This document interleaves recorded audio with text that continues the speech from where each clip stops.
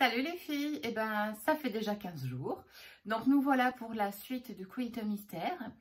Donc cette semaine nous allons faire donc de la machine à coudre. Là il y a un peu moins de surprises, je suis désolée. On va encore faire des blocs comme on a fait l'autre fois avec le carré quilting au milieu, d'accord. La raison est que je voudrais vous faire créer une harmonie dès maintenant pour pouvoir continuer nos appliqués et certains interblocs avec des tissus qu'on va utiliser au milieu du patch, d'accord. Donc cette fois-ci, rien de compliqué, mais 27 blocs d'un coup, c'est bien. Allez, hop hop hop, au les cœurs. Donc il va nous falloir 3 couleurs pour le dessus, 3 unis pour le dessous, pour celles qui le font multicolore, et 45 cm de molleton en 150. Je vais vous montrer un petit peu les couleurs que j'ai choisies. Après, ben, évidemment, c'est à vous de faire en fonction de ce que vous avez mis sur vos côtés, hein, le premier qu'on a assemblé. Alors, voici une partie de mes couleurs. Voilà. Et une partie de mes unis. Voilà. Vous remarquerez, j'ai déjà tracé mes petites croix de quilting. Alors, le but du jeu, comme je vous disais, était qu'on ait des restes de tissu. Donc, surtout, vous ne les jetez pas. On va pouvoir faire nos appliqués et nos interblocs avec. Donc, de petits morceaux, des petites chutes, ça suffit amplement. Voilà, vous pouvez aussi en rajouter d'autres. Si vous avez des petits morceaux que vous aimez bien et que vous voulez intégrer, même un petit morceau de 15 par 15, ça pourrait suffire, d'accord.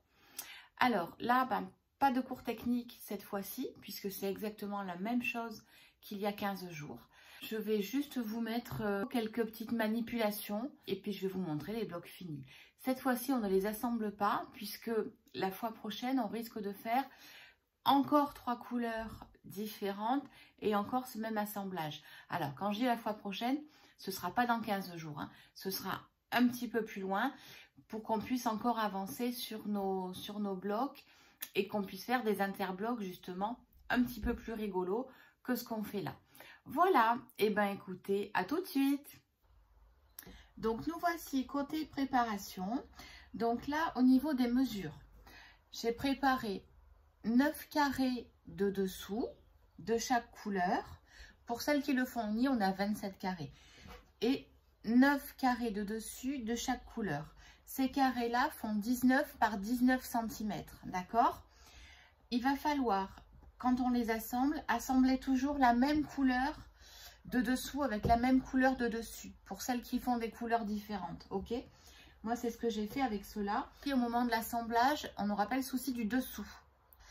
Maintenant, je vous montre comment, je vous remontre, parce que maintenant vous êtes des pros, vous savez faire.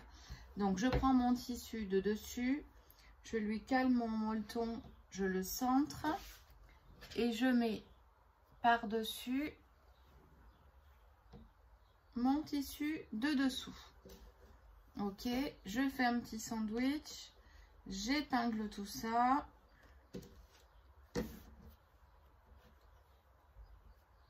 Et après, je passe tout ça en machine. Allez, à tout de suite. Ça y est, j'ai terminé ma petite fournée, voilà. Et ben écoutez, voilà, quand on en aura fait 27, je vous montre, moi j'adore les couleurs. Elles sont vraiment ultra chatoyantes. Voilà, j'adore vraiment. Alors, ce sont des couleurs de chez Café Facette, hein, vous me connaissez, j'aime toujours autant. Vous pouvez les retrouver sur mon site internet, donc www.avrilboutdefil.com. Et puis vous allez retrouver aussi du tissu plus classique et vous allez trouver aussi du molleton, enfin tout ce qu'il vous faut si vous manque des choses. Voilà, et ben écoutez, à très bientôt, à dans 15 jours, avec un bloc, avec un petit peu d'appliqué et un petit peu de broderie, j'aime toujours autant ça. Allez, à dans 15 jours.